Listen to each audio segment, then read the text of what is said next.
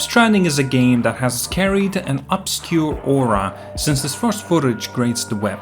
For a game as opposed to conventionality, it was no surprise that the Strand-type game met a fair bunch of criticism beside the great amount of appreciation that it got for being an out-of-the-ordinary gaming experience.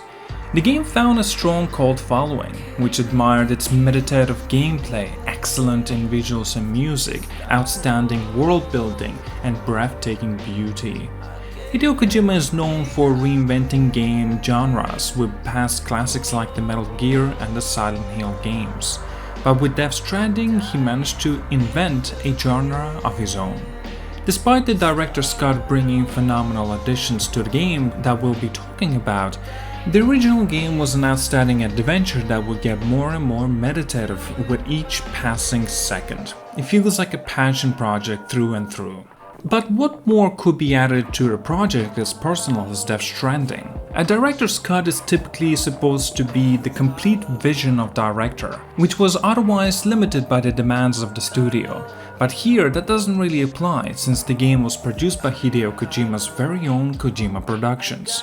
In fact, he himself even said that he didn't like the name Director's Cut, since his original vision was already portrayed in the original game. Nevertheless, this PlayStation 5 version of Death Stranding is a much of an improvement, as the Lords of the Rings extended cuts wear over to the theatrical release, with a nearly perfect piece of art being perfected further. Death Stranding Director's Cut delivers a bunch of new gameplay features, improvements upon the graphics, 60 FPS support, super fast loading times allows you to load into the game within seconds, and fast traveling too.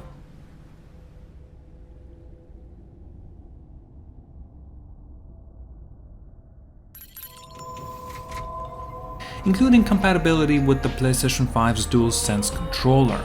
And I also believe that the Death Stranding Director's Cut is currently first and the only game that supports ultra-widescreen support on the consoles, which is an underrated feature. To be fair, I didn't use it, but definitely needs to be mentioned.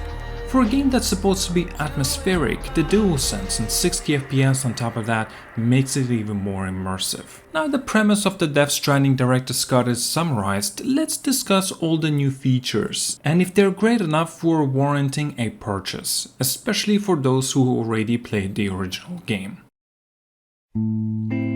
Heard you call my name,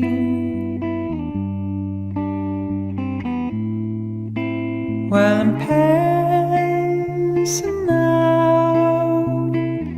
Additions have been made to what you can customize in the game. It's not even just what you can customize, but the ways of customizing Sam's equipment has been announced too.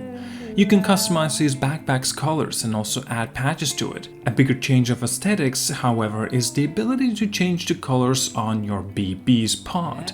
And while the golden container remains iconic for BB, sometimes it's fun to have a match color scheme too. While accessing terminals, you now have the option to try out all of the weapons in the firing range mode. You can train yourself with your weapons in a vast variety of situations, from simple target practices to simulations that mimic mules and even BTs. This addition would definitely save the player some BT or mule encounters in order to explore the game's firing mechanism more. Deliveries are now made easier due to the Death Stranding's Director's Cut features some new items. The support skeleton can be equipped very early on in the game and makes traveling all over the map a very quick process for Sam. The early game would also be much quicker for the players with the acquisition of this item. The Maester gun, which you can unlock during the Order 77, is a weapon that can shoot electrical charges at the enemies with the ability to knock them down.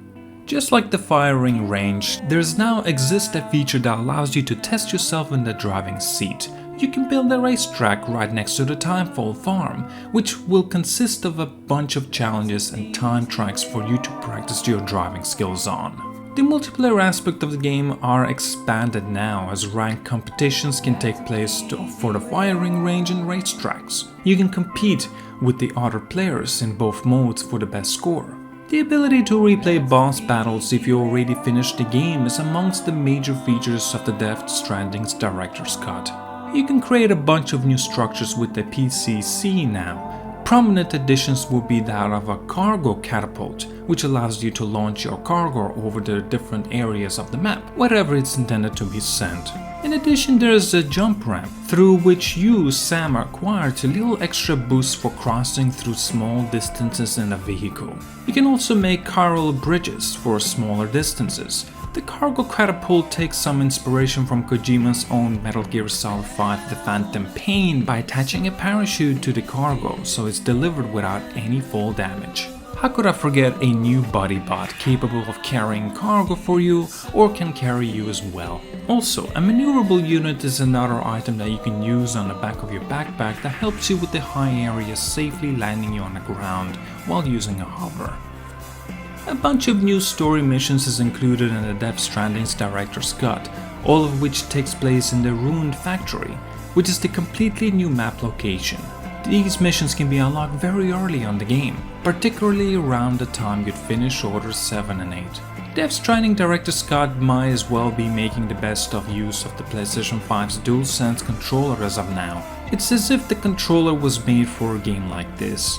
If you couldn't imagine the game being any more meditative while originally playing on the PlayStation 4, the experience on the PlayStation 5 is bound to make you experience Death Stranding the best possible way. The haptic feedback of the controller makes you feel even the tiniest of Sam's movements, and qualitative differences of the terrain are greatly sensed too. And it's not just a touch and a vibration, as the controller also emits a bunch of immersive sound depending on the kind of terrain that you tread through.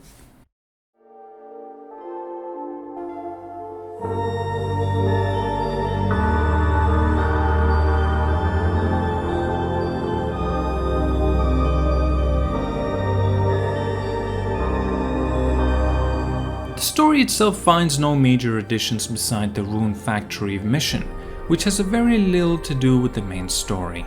That shouldn't take away anything from the Ruined Factory missions though, as they're still sound addition to the game. I will hold you and protect you, so let love warm you. The additions made in Death Stranding Director's Cut make it the version of the game that you should play over any other. And while this version doesn't feature anything that will pull those who already played the original, the new features, especially the DualSense ones, make the replaying Death Stranding is this remastered Director's Cut a brilliant experience. The original version already had a well-connected multiplayer world, but the competitive additions like the racetrack and the firing range expanded even more. The subtle ways of delivering cargo add more variety of the gameplay. Those who found the original game repetitive could rely more on the new features like the catapult cargo and the support skeleton. If you played the game already, Death Stranding Director's Cut is a recommended purchase regardless of your opinion on the original version, provided it's not extremely negative.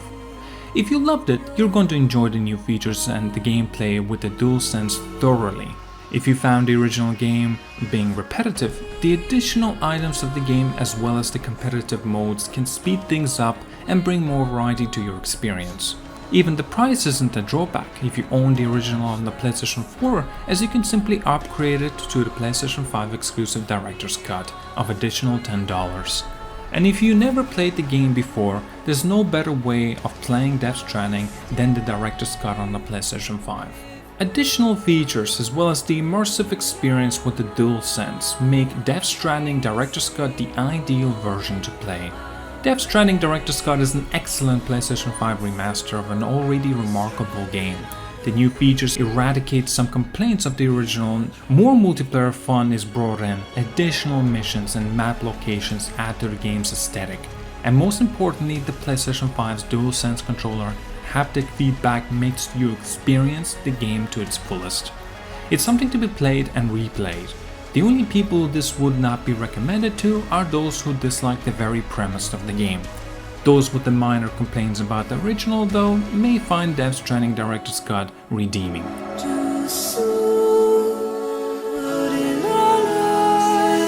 Please consider supporting me on my Patreon, with availability to see these sorts of special videos earlier with the additional rewards. Lastly, check out the rest of my special video playlists. I have put time and effort into individual videos and I'm very proud of how they all have turned out to be. Thank you so much for watching, please leave a like and subscribe, and have a wonderful day.